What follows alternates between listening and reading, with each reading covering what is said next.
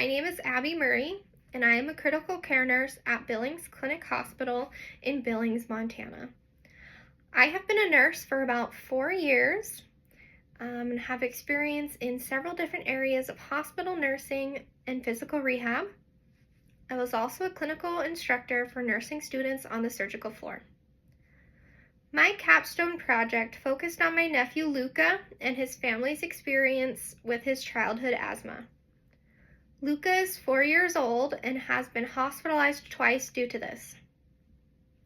His parents, Amber and Thomas, have faced financial issues, and I have noticed knowledge barriers related to his treatment. I met with Amber several times to interview her about the challenges related to Luca's care. We met on December 12th, 28th, and 31st at Amber's house to address concerns associated with Luca's asthma. Amber admitted to wanting more information about asthma, its risk factors, possible triggers, how to use his devices properly, and a review of medications. She had expressed interest in creating an asthma action plan and locating community support resources. The intervention I created was an educational PowerPoint presentation on childhood asthma that included videos and a knowledge test. I presented this intervention on January 15th and spent 3 hours discussing the presentation and applying the information to their situation. The intervention contributed to family satisfaction and improved quality of life, as evidenced by Amber and Thomas's statement that they understand Luca's condition better. The feedback on my presentation was positive. They felt it was educational and easy to understand. They found the information useful, especially reviewing the proper use of an inhaler and asthma triggers. The presentation provides proper education to increase medication adherence, improve inhaler technique, and promote management of this condition. This enhances the patient and the family's experiences. Amber now understands why giving Luca his Symbicort twice daily is necessary, because then the medication levels in his body stay at effective levels, allowing the medication to work all day. They stated that they have never used a peak flow meter and are interested in learning more about one from the pulmonologist the next time they see him. Amber reported that her last appointment with the pulmonologist was brief, due to it being a quick telehealth follow-up because the provider had recently had surgery. They feel as though I answered a lot of the questions they had. Amber stated that Luca had similar experiences to the hypothetical patient named Sarah in my presentation, who had an asthma exacerbation related to wildfire smoke. Amber feels that she knows more interventions on how to keep him safe in the summers. Thomas states that he would like to be referred to the Montana Asthma Home Visiting Program so they can come to assess the house for triggers and get more information on air filters. I showed Thomas the Montana Department of Public Health and Human Services website. The program would benefit them. It includes 6 sessions with a healthcare provider, a home environmental assessment, and free supplies.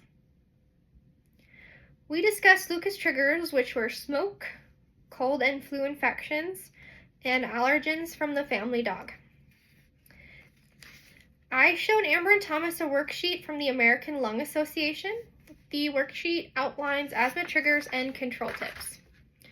We looked at the smoking section and saw a tip on how to avoid cars containing people who smoke. My mom, his grandma, smokes in her car, and it was decided that he should no longer ride in her car. We reviewed the wood smoke sections and discussed avoiding outdoor activities when there is poor air quality outside. I recommended informing the teacher of this so they can keep him inside on smoky days during recess. The following section we reviewed was the pet section. They cannot rehome the family dog because he would not do well with another family.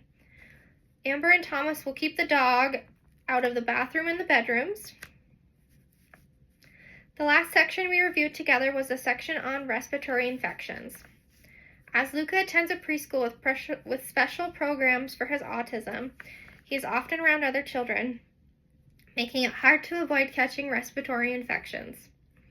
Amber stated that around cold and flu season, she would put an extra effort to disinfect the house and notify the teachers of these issues so they could take proper measures, such as isolating him from a kid that appears sick. Evidence-based practices were used in this presentation. The principles of evidence-based practice informed my Capstone project because evidence-based practice provides high-quality care that improves patient health outcomes and reduces health costs, as well as to prevent unsafe practices and improve Luca's care based on research information proven effective. Sources used include credible organizations such as Johns Hopkins Medicine, Cleveland Clinic, Mayo Clinic, the National Asthma Council, and America's Asthma and Allergy Foundation. I also utilized peer-reviewed articles about medical device uses. For example, pulse oximetry in pediatric care in the World Journal of Clinical Pediatrics and BMC Pediatrics Journal. My presentation on medical devices used with this condition demonstrated the leveraging of healthcare technology. I feel like they were very receptive to the information about pediatric pulse oximeters and digital peak flow meters.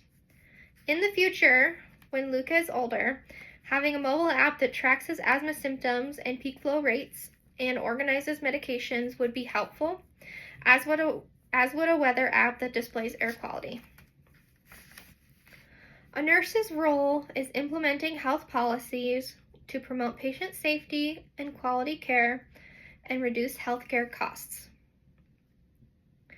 The primary health policy that influenced the planning and implementation of my intervention was the nursing scope and standards of practice. It is within my scope of practice to educate patients.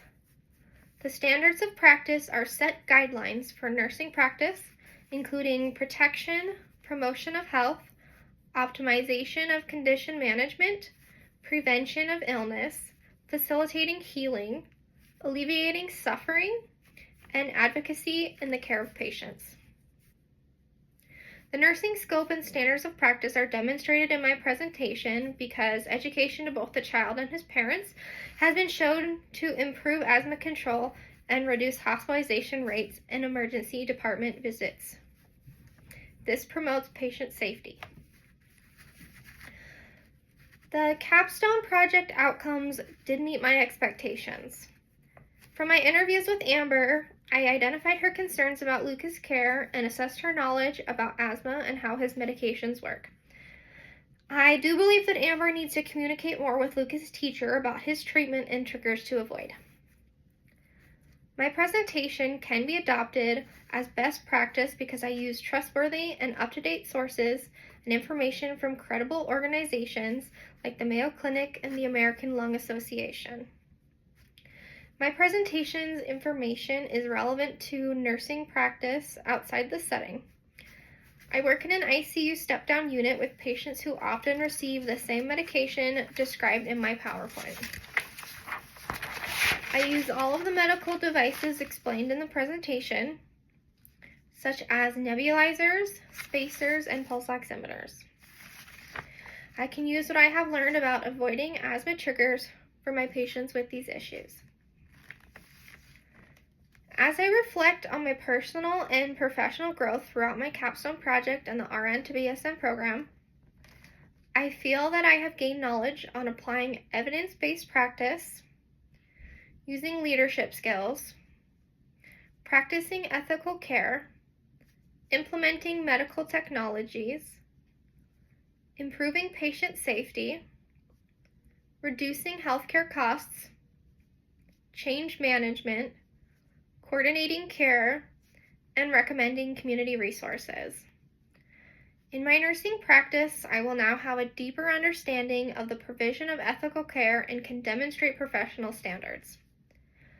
Due to my extra training on my critical care floor, I have a more advanced scope of practice and professional standards to follow than other med-surg nurses. I can do cardiac drips, low-dose pressors, and low-dose sedation. I will always follow the code of ethics to provide compassionate and respectful care that protects and advocates for my patients, as I have learned this from my nursing degree.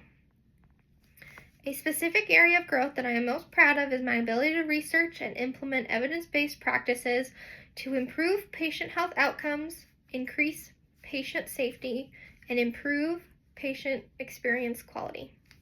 Thank you.